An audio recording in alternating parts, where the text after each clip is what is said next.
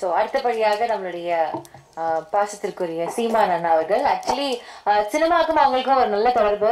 அன்னையிலேருந்து இன்னைக்கு வரைக்கும் ஒரு நல்ல ஒரு பற்று இருந்துகிட்டே இருக்கு. நிறைய படங்கள் பார்ப்பீங்க அப்படின்னு நாங்கள் கேள்விப்பட்டோம், நிறைய டிஸ்கஸ் பண்றீங்க. இந்த படத்தை பார்த்துட்டுமே அவர் வந்து ரொம்ப பாராட்டினாரு அப்படின்ற மாதிரிலாம் நாங்கள் கேள்விப்பட்டோம். ஸோ நீங்க அதை பத்தி ஷேர் பண்ணீங்கன்னா. ஆமா சார், ரைட்டு. அவங்க நிறைய படங்கள் வந்து இயக்கியிருக்கிறாங்க, நிறைய படங்கள் நடிச்சிருக்காங்க.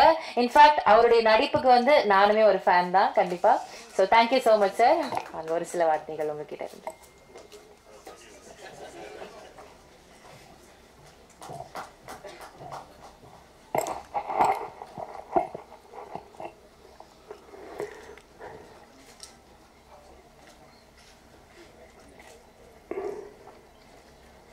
நந்தன் பாட்டு வெளியீட்டு விழாவிற்கு வருகை தந்திருக்கிற என் உயிர்க்கினிய உறவுகள், பெரிதும் நான் போற்றுகிற மதிக்கிற ஊடகவியலாளர்கள், இங்கே அமர்ந்திருக்கிற என் அன்பிற்கினியவர்கள் அனைவருக்கும் என்னுடைய அன்பும் வணக்கமும். நந்தன் பாட்டு வெளியீட்டு விழா என்று இதை சொல்வதை விட பல நூறு ஆண்டுகளாக இந்த மண்ணின் மக்கள் பட்ட வலியை வெளியிடுகிற ஒரு விழாவாகத்தான் இதை பார்க்கணும். பாட்டு திறத்தாலே வையத்தை பாலித்திட வேண்டும் பெரும்பாவளன் பாரதி. பன்னொன்று பாடடி இன்ப கற்கண்டு பரிமாறு துயர் தீரும் இது நல்ல தொண்டு என்று பாவேந்தன் பாரதிதாசன். பாடும் பணியே பணியாய் அருள் தேடும் என்று சுந்தர அனுபூதி. இசை வடிவாய் நின்ற நாயியே என்று அபிராமிப்பட்டர். இவர்களெல்லாம் பாடி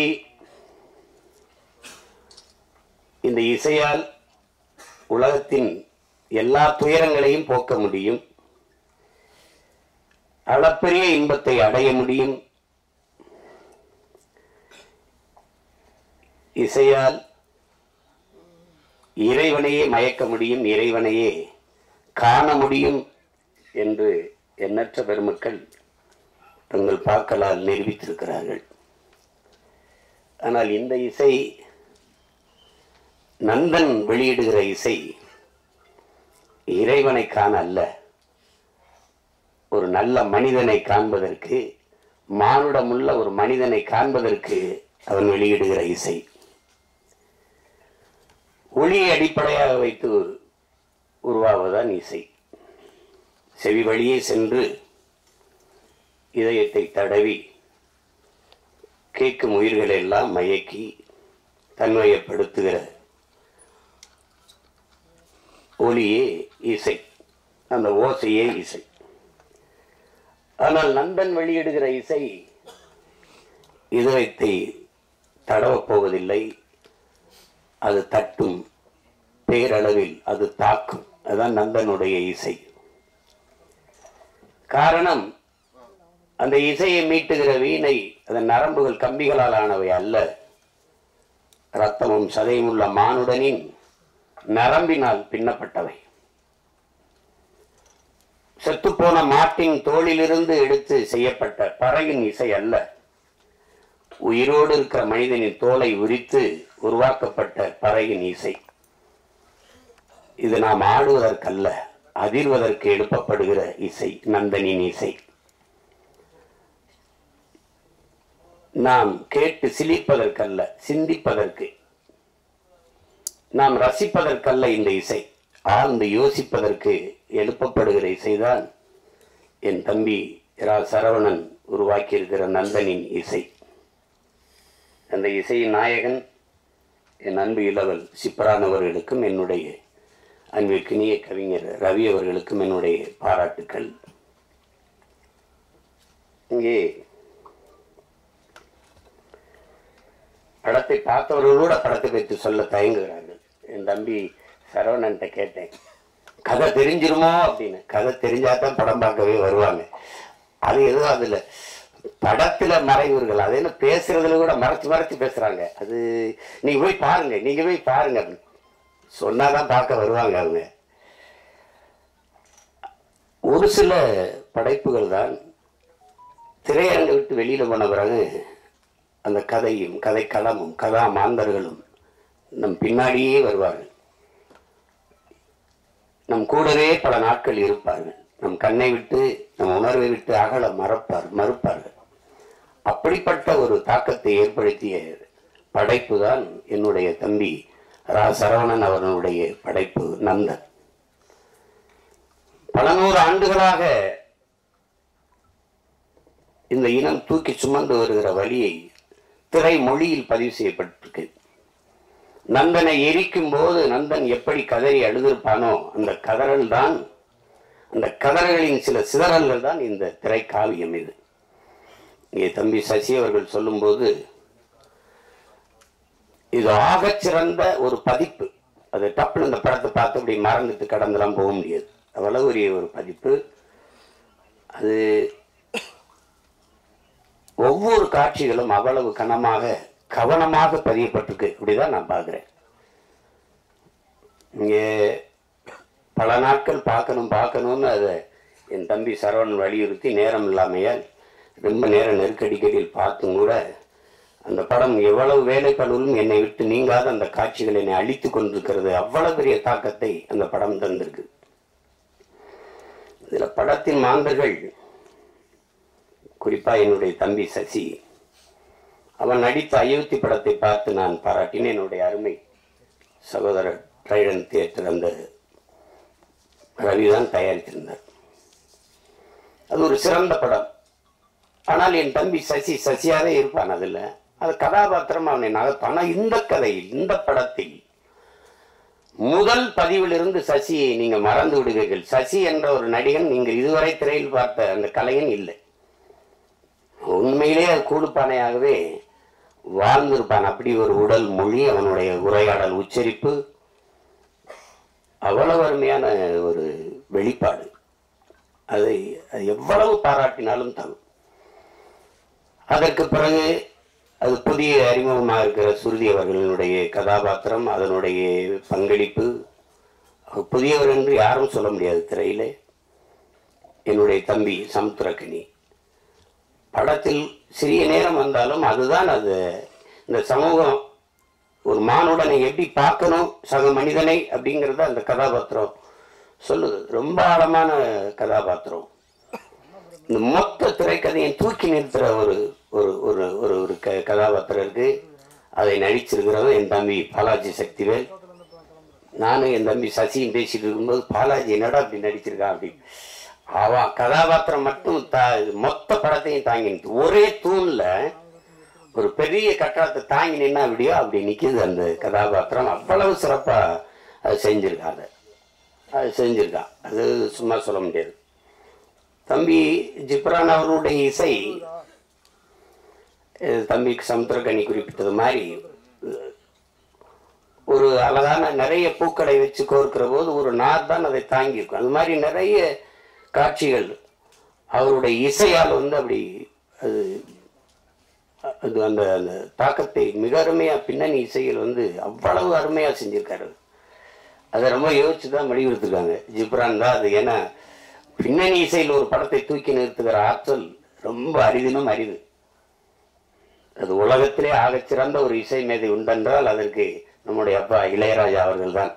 இன்னைக்கு அவருக்கு அடுத்து நிறைய இளவல்கள் வந்துட்டாங்க. இந்த மாதிரி அதை திரைக்கதையை இசையால் தூக்கி சுமந்து போகிற ஒரு ஆற்றல் மிக்க இளைஞன் தம்பி ஜிப்ரான் அவர்கள். அவருடைய படைப்பு, ஒளிப்பதிவாளர் சரண், கலை இயக்குநர்கள் எல்லாம் சிறப்பாக செய்திருக்கிறார்.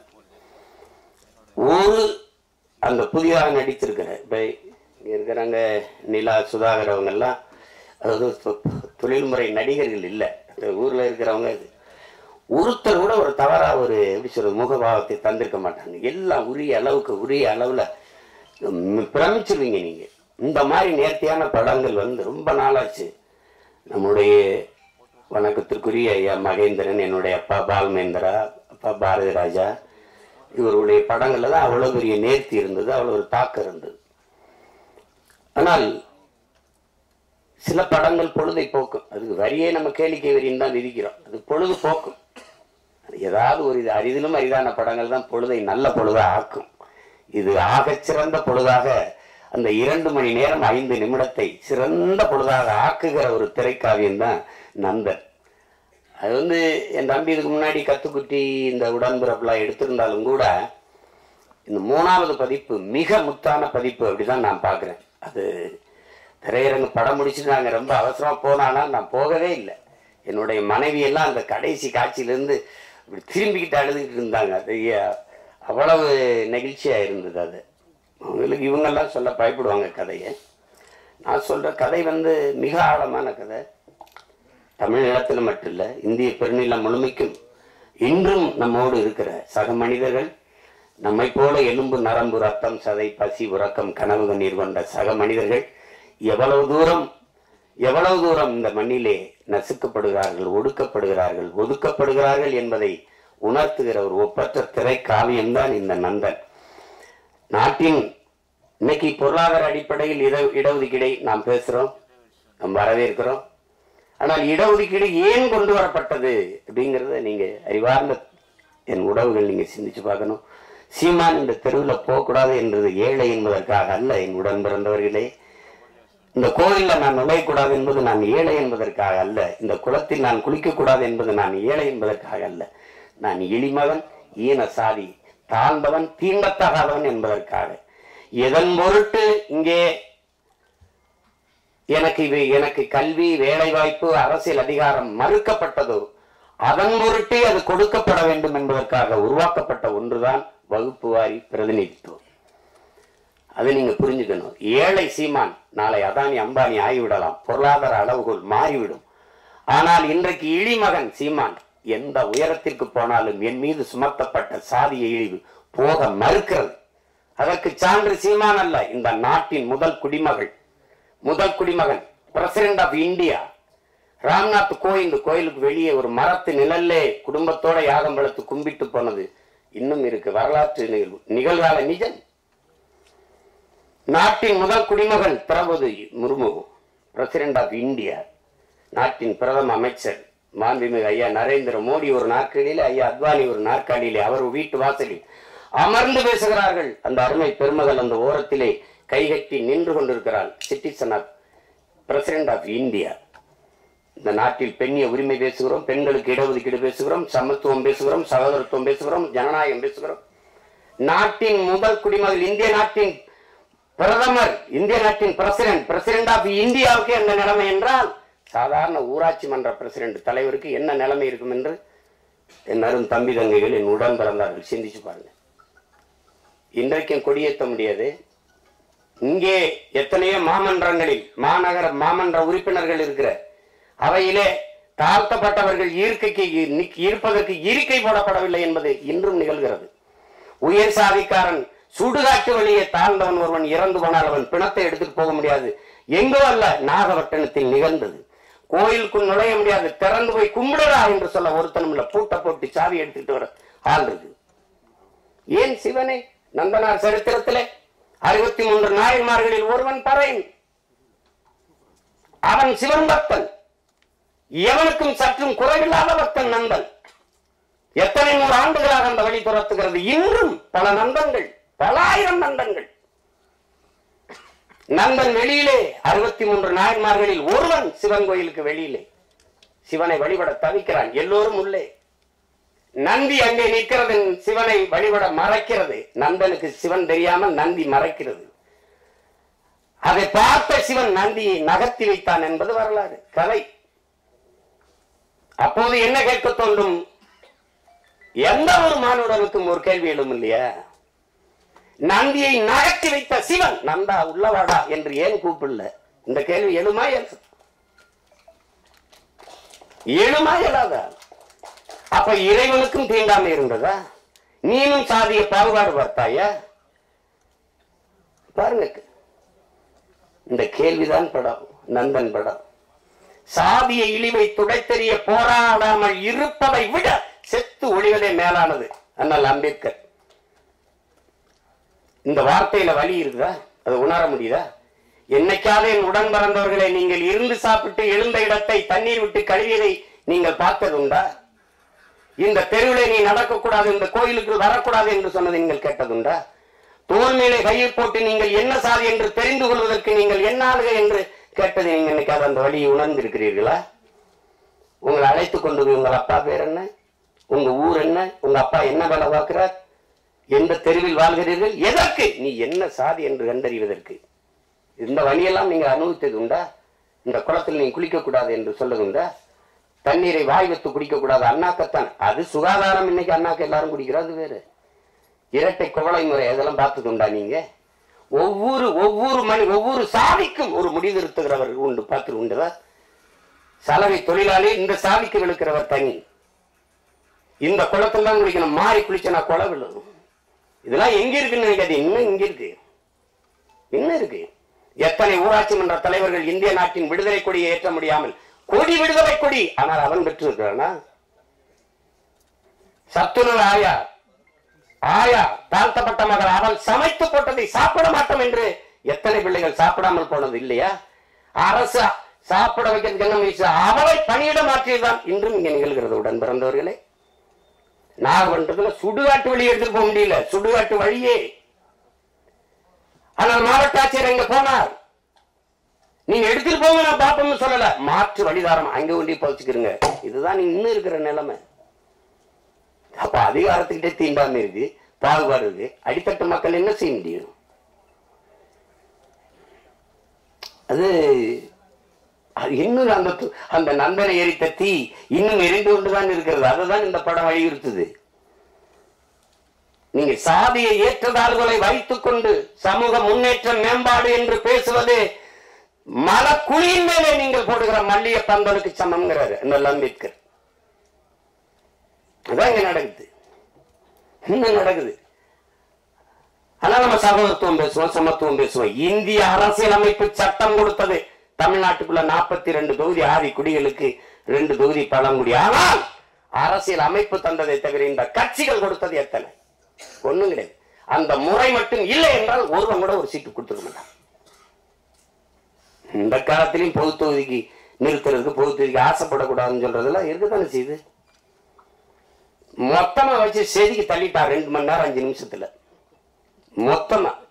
அதாவது ஒரு பெரிய பெரிய அரசியல் பொது மேடையில பேச தயங்குறதை திரைமொழியில் மொழிபெயர்த்ததுக்காக என் தம்பி சரவணன் போற்றத்தக்கவன், பாராட்டப்படத்தக்கவன். யாரும் இந்த படத்தை தயாரிக்க மாட்டாங்கன்னு அவனுக்கு தெரியும்.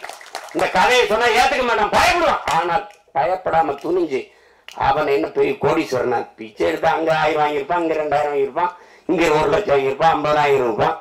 அதை சேர்த்து வச்சு குருவி சேர்த்த மாதிரி வச்சு இந்த படத்தை எடுத்துட்டான். அந்த படத்தை எவ்வளவு திறமை இருந்தாலும் வாய்ப்பில்லை என்றால் அது வெளிப்படாது. ஆனால் இவ்வளவு ஒரு அற்புத திரைப்படத்தை கொண்டு போய் சேர்க்கிறேன்னு துணிந்து வந்த இந்த மகன் ரவி, ட்ரேடன் ஆர்ட்ஸ் ரவி, எவ்வளவு நாளும் பாராட்டலாம். நெருக்கடியான நேரம் தான். நட்புக்காக என் தம்பி சமுத்திரகனி எல்லாம் அவன் 3 நாள் தேதி வாங்கினா, ஆனா ஒரே நாள்ல நடிக்க வச்சு மொத்த காட்சி எடுத்துட்டு அனுப்பியிருக்கான். இப்ப நான் நேற்று ராத்திரி இரவுல இறங்கி இப்ப போகணும், திருப்பி உடனே போய் இரவுல எனக்கு மதுரையில பொதுக்கூட்டம். திருப்பி போனாலும் என் தம்பிகள் மேல நான் வச்சிருக்க பேரன்பு. ஒரு தம்பி படம் எடுத்தாலே வருவேன், எல்லா தம்பியும் சேர்ந்து எடுத்திருக்கான். படத்தை சொதப்பி வச்சா போடான்னு திட்டிட்டு போவேன். நல்லா வேற எடுத்திருக்கான், ரொம்ப நல்லா வேற எடுத்திருக்கான். அவன் கூட்டி வரல சரவணை, படம் என்னை அழைத்து வந்திருக்கு, நீ பேசு, படத்தை பற்றி பேசு. எல்லாரும் அற்புத பங்களிப்பு. ஒழிப்பதெல்லாம் சின்ன சின்ன பசங்களா இருக்காங்க. திறம்பட்ட ஆளுமை எல்லாருமே வெளிப்படுத்திருக்காங்க. அதுல குறிப்பா நான் பொறாமைப்பட்டது ஒன்று இருக்கு. என் தம்பி சமுத்திரகனியின் கதாபாத்திரம், அந்த காட்சி அவன் நடிச்ச அந்த ஒரு நாளை எனக்கு கொடுத்து கூடாதாடா அப்படின்னு சரவண திட்டினேன். சசிகிட்ட கூட சொல்லிட்டேன், அந்த கதாபாத்திரத்தை என்ன நடிக்க வச்சிருக்கலாம்லடா. ஏன்னா நான் தான் அவன், என்னுடைய கதாபாத்திரம் தான் கனி நடிச்சிருக்கான், அருமையா நடிச்சிருக்கான். அவன் அப்பப்ப அப்படி எங்கேயாவது அவன் போறான். அப்ப நான் எனக்கு ரொம்ப பொழுதுன்னா விஜய் சூப்பர் தான் பார்ப்பேன். என் மகன்கிட்ட வீட்டு திரை போடலாம்னா, அப்ப தெலுங்கு டப்பிங் படத்துக்குலாம் எதுக்குப்பா வீட்டு திரைன்னு கேட்கிறான். அந்த மாதிரி பார்ப்பேன். அதுல எந்த படம் பார்த்தாலும் என் தம்பி இருக்கான். மகேஸ்வரோட நடிக்கிறான், ரவிதேஜாவோட சண்டைய போடுறான், அங்க பாக்குற எல்லாரும் இருக்கான். நான் சொன்னேன், டேய் சசியா எப்போ எந்த படத்துலயும் இருக்காண்டாவன். அவங்க கேமரா இல்லாம கூட போனாலும் போவாங்க. இவருக்கு தம்பி கனி இல்லாம படப்பிடிக்க போக மாட்டாங்க இவருல. அந்த நேரத்திலையும் பார்த்து இப்ப சொல்லிட்டு இருப்பான், காலையில 6 மணிக்கு வந்து தூங்காம குளிச்சுட்டு வந்துருக்கா, அண்ணன் தூங்கிடுவா கொஞ்ச நேரம் இருக்காங்கிறான். இப்ப திருப்பி அவன் தேனிக்கு போகணும், நான் மதுரைக்கு போகணும். அத்தனை ஓட்டங்களுக்கு இடையில ஒரு கொஞ்ச நேரம் நில்லுங்கடான்னு இந்த படம் நிறுத்தி வச்சிருக்குன்னா அது காரணம் அந்த படத்தில் இருக்கிற ஆக்கண்டா. நான் சும்மா சொல்ல, நல்லா இருக்குன்னா நல்லா இருக்கு, நல்லா இல்லைன்னா அப்புறம் போயிட்டு பேசிட்டா. என் தம்பி பொண்ணு வாங்க போன கதை தான் சொல்லுவாங்கல்ல, நான் போயிட்டு வரட்டா அப்படின்னு. நீங்க இது எவ்வளவு காலத்துல இருந்து இருக்குது பாருங்க. இன்னைக்கு நேற்று நம்மளை தொடரல. பிறப்பு ஒக்கும் எல்லா உயிருக்கும் என்று பாட வேண்டிய தேவை ஏன் வள்ளுவ பெருமானாருக்கு வந்தது?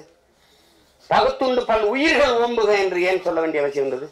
சாதி இரண்டொழிய வேறில்லை சாற்றுங்கால் நீதி வழிவான் நெறிமுறையில் மேதினிகள் இட்டோர் பெரியார் இடாதார் இழிகுலத்தோர் பட்டாங்கில் உள்ளபடி என்று பாட வேண்டிய அவை பெருமாட்டிக்கு ஏன் வந்தது? பறச்சியாவதேதடா பணத்தியாதேவதா இறைச்சி தோல் எலும்புலே இலக்கமிட்டு இருக்குது என்று பாட வேண்டிய சித்தர் சிவாக்கிற்கு ஏன் வந்தது? எதுக்கு வருது? யார் மேல கீறினாலும் ரத்தம் ஒண்ணுதான், ஆக மொத்தம் நீ நானும் 10 மாதம் தான். தாத்தா பட்டுக்கோட்டைக்கு ஏன் வந்தது? சாதிகள் இல்லையடி பாப்பாக்குள்ள தாழ்ச்சி உயர்த்தி சொல்லல் பாவம் நீதி உயர்ந்த மதிகல்வி அன்பு நிறைய உடையோர் மேலங்கிறான். யாரு? பாரதி. என்ன எல்லாம் கேட்பான், பாட்டன் பாரதிங்கிற. அப்படி சீமானுக்கு எப்படி பாரதி பாட்டன் ஆயிட்டா அப்படின்னு. வெறிவர் மல்லையா பெரியாரது எல்லாருக்கும் தந்தையா இருக்கும்போது பாரதி எனக்கு பாட்டனா இருக்குல்ல, என்ன உங்களுக்கு பிரச்சனை?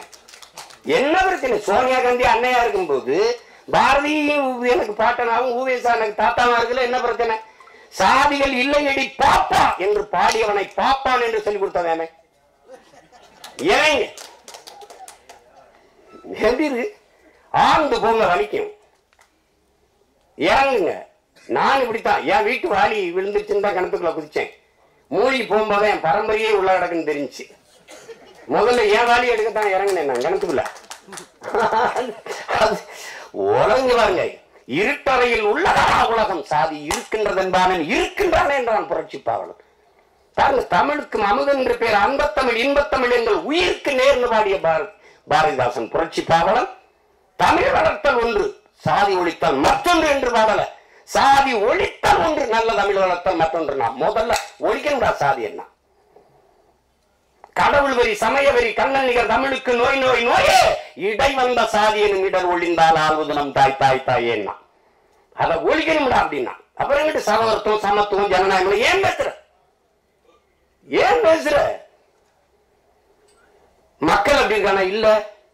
அயோத்தியில ஒரு பொது தொகுதியில் அகிலேஷ் யாதவ் ஒரு தாழ்த்தப்பட்ட தமிழ் மகனை நிறுத்தி பொது தொகுதியில் வென்றான். மக்கள் சரியாக இருக்கான். 21 தேர்தலில் 16 இடங்கள் பொது தொகுதியை கொடுத்த ஆதி தமிழ் குடிகளுக்கு.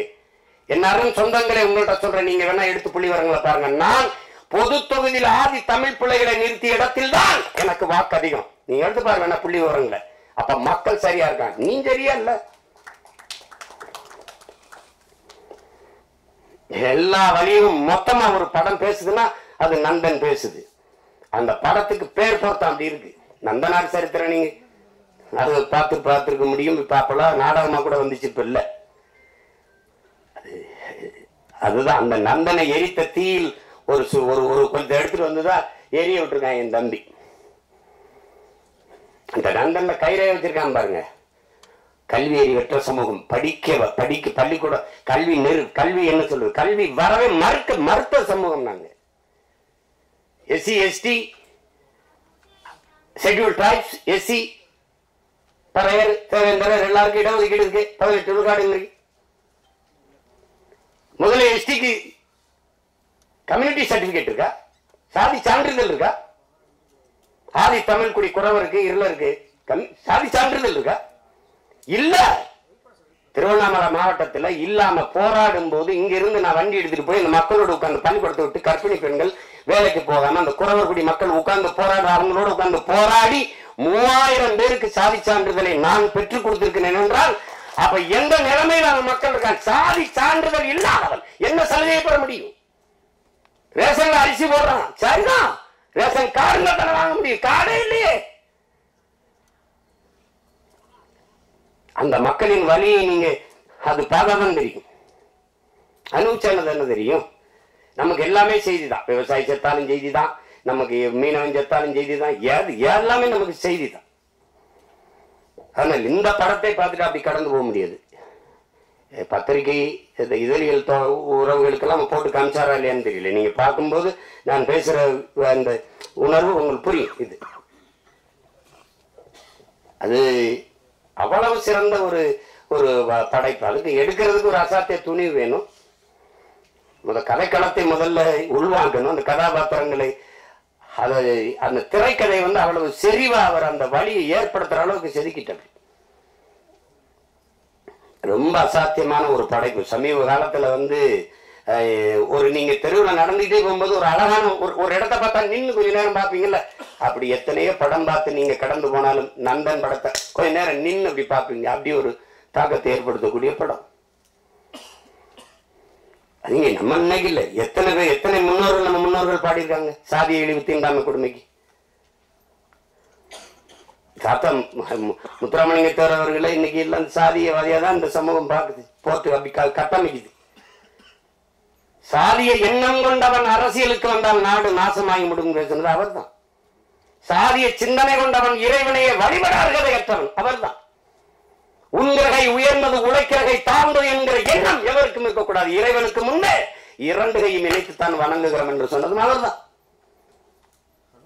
பிறப்பில் இல்லை தாழ்ந்தவன் உயர்ந்தவன். அவன் பெற்றிருக்கிற கல்வி அறிவு, அவனுடைய தனி மனித ஒழுக்கம், செயல்பாடுகள், இதை வைத்துத்தான் ஒருவன் உயர்ந்தவன் தாழ்ந்தவன் என்று தான் அம்பேத்கர் சொல்றார். நான் குடிக்க மாட்டேன், மதர்ந்த மாட்டேன், மனைவியை வேற ஒரு பெண்ணை நினைக்க மாட்டேன், ஊழல் வர மாட்டேன், லஞ்சம் வர மாட்டேன். இந்த சமூகம் ஒழுக்கத்திற்கு என்னென்ன வரையறை வைத்திருக்கிறதோ அதையெல்லாம் கடைபிடித்து வாழ்கிற நான் இளிமகன், தாழ்ந்த சாதி.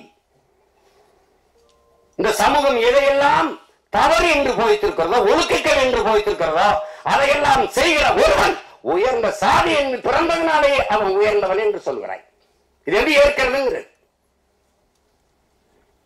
நீங்களே சொல்லுங்க, எப்படி இருக்கிறது? எப்படி இருக்கிறது? எங்க அண்ணன் கமலஹாசன் என்கிட்ட பேசுனதற்கு தனிப்பட்ட முறையில் நான் குளிக்காம ரெக்கார்டிங் கேட்டு போவேன் தம்பி. நான் கறி சாப்பிடுவேன், நான் அசைவ உணவு சாப்பிடுவேன், சாமி கும்பிட மாட்டேன். பாருங்க, இது எங்க அண்ணன் கமலஹாசன் எது சொல்ல வர்றாரு. ஆனா இதுல எதையுமே செய்ய மாட்டாரு. ஐயா இளையராஜா சாமி கும்பிடுவாரு, கவிச்சு சாப்பிட மாட்டாரு, குளிச்சுட்டு தான் வருவாரு, எல்லாம் பண்ணுவாரு. அவர் பறைய நான் ஐயன். புரியுதா? இந்த வேறுபாடு புரியுதா? சமூகம் எப்படி கட்டமைச்சிருக்கு பாருங்க. இப்ப யார் உயர்ந்தவர்? எது உயர்ந்தது? எதன் அடிப்படையில் நம்ம அதை பார்க்கிறோம்? அதுதான் பிரச்சனை. ஒரு மனிதன் என்ன வழி இருந்தா பேசிருப்பாங்க. ஒரு மனிதன் ஒரு வாழ்நாளில் 10,000 புத்தகங்கள் படிக்கணும். இது சீன பழமொழி. ஐயா இறையன் எழுதின 10,000 மைல் பயணத்துல முதல்ல அதை எழுதியிருப்பார். 10,000 புத்தகங்கள் படிச்சிருக்கணும், 10,000 கிலோமீட்டர் பயணம் செஞ்சிருக்கணும். இது ஒரு மனிதனுடைய வாழ்நாள்ல. அது சீன பொன்மொழி. அதை எடுத்திருப்பார். 10,000 மைல் பயணம் புத்தகத்தை படிச்சீங்கன்னா முதல்ல இதை எழுதியிருப்பார். ஆனால் 64,000 புத்தகங்களை படித்த ஒருவன் இருக்கான் உலகத்துல. தனி மனித நூலகம் தெற்காசிய கண்டத்திலேயே பெரிய நூலகமாக இருந்தது ஒருத்தனுடையதுதான். அவன் ஜமீனும் இல்ல, திவானும் இல்ல, அவன் அமைச்சர் பெரிய கோடீஸ்வரனும் இல்ல. அப்படி புத்தகங்களா வாங்கி சேர்க்க. அவன் நகையை வாங்கி சேர்த்தான், காரை வாங்கி சேர்த்தான், சொத்தை வாங்கி சேர்த்தான். ஒருத்தன் புத்தகத்தமா சேர்த்திருக்கான். படுக்கிற இடம் கூட தான் படிக்கிற இடத்துக்கு பக்கத்தில் இருக்கணும். நூலகத்துக்கு அருகிலேயே அறை எடுத்து தங்கியவன். உலகத்தின் தலை சிறந்த கல்வியாளன் சிலையை திறக்க போகிறோம் என்று ஆஸ்திரேலிய பிரதமர் போய் சிலையை திறக்கிறார். ஒரு சிவப்பு பட்டு துணியிலே போர்த்தி இருக்கிறது. திறக்கிற அந்த மார்பளவு சிலை திறந்தால் அறிவாசன் அண்ணல் அம்பேத்கருடைய சிலை. என் அருமை பெருமக்களே, அந்த பேரறிஞன் சொல்லுகிறான், அவன் பட்ட வழியில் இருந்து அவன் மொழி வருகிறது. ஆடு குளித்து செல்கிறது இந்த குளத்திலே, மாடு குளித்து செல்கிறது சக மனிதன். நான் குளித்து வெளியேறக்கூடாதா? அந்த வழியை நீங்க புரிஞ்சுக்கிட்டீங்கன்னா இந்த படம் உங்களுக்கு ரொம்ப பிடிக்கும். இந்த வழியின் மொழிதான் நந்தன்கிற திரைக்காவியம். வழி இருந்தால் படத்தோட பொருந்திருவியே, அது உங்களை பாதிக்கும். இல்லை என்றால் இந்த படம் போதிக்கும். ஆனால் எப்படியாவது இந்த படம் உங்களை செய்யும். படைப்பு என்பது என்ன? என் உடன் பிறந்தவர்களே, ஒரு கல்லூரி வாசலில ஒரு கல் இருக்குது, பெரிய கல். அவன் என்ன சொல்றான், இதை எடுக்கணும், என்னடா பண்ணலாம் அப்படின்னு.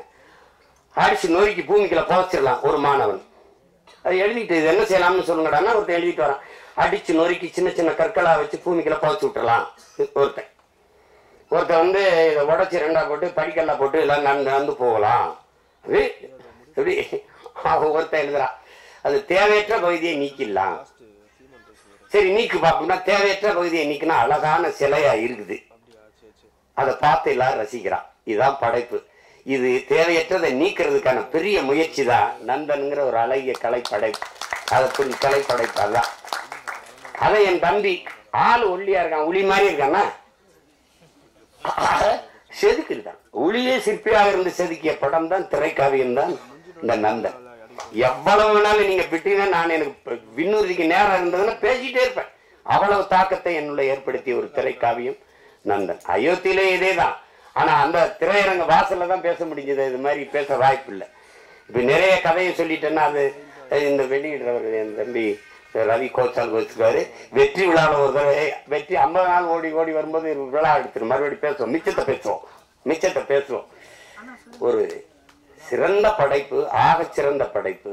அருமை இளவல்கள் எல்லோரும் இணைந்து ஒப்பற்ற ஒரு திரைக்காவியத்தை தந்திருக்கிறார்கள். இன்றும் நம்மோடு வாழ்ந்திருக்கிற சக மனிதர்களின் வழி அதை திரையில் மொழிபெயர்த்த என்னுடைய தம்பி சரவணனுக்கு என்னுடைய அன்பு நிறைந்த வாழ்த்துக்கள், பாராட்டுக்கள். எவ்வளவு வேணாலும் சொல்லலாம். அவனோடு உடனிருந்த ஒத்துழைத்த ஒவ்வொரு திரைக்கலைஞர்களுக்கும் என்னுடைய அன்பும் வாழ்த்துக்களும். இங்கே இந்த செய்தியை எடுத்துக்கொண்டு போய் நீங்க எப்பவுமே நல்ல ஒன்றை பாராட்டி இருக்கிறீர்கள். இது ஒரு சிறந்த படைப்பு. கொண்டு போய் சேர்த்து இந்த படத்தை வெற்றி பெற செய்யுங்கள். எளிய கலைஞர்கள், இளைய கலைஞர்கள் சேர்ந்து உருவாக்கிய ஈடு இணையற்ற ஒரு திரைக்காவியம். இது வெற்றியடையட்டும். இன்னும் பல சிறந்த திரைப்படங்கள் நமக்கு உருவாகட்டும்.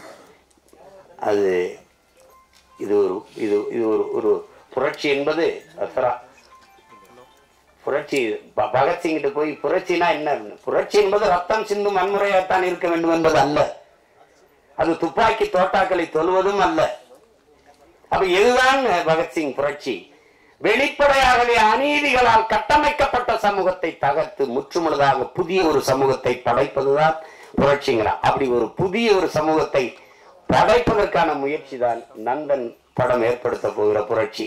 புரட்சி என்பது ஒவ்வொரு மனிதனின் காலுக்கு கீழே காத்து கிடக்கிறது காய்ந்த சருகுகளாக, ஒரு தீக்குச்சியின் உரசலுக்காக. அந்த தீக்குச்சி தான் நந்தன் பற்ற வைத்து போடுகிற தீக்குச்சி. அன்பிற்குரியவர்களை, புரட்சி தீ பற்றி எரியட்டும். மாற்றம் என்பது மானுட தத்துவம். மாறாது என்ற சொல்லை தவிர மற்ற அனைத்தும் மாறிவிடும். மாறுவோம், மாற்றுவோம். புரட்சி ஓங்க. வாழ்த்துக்கள்.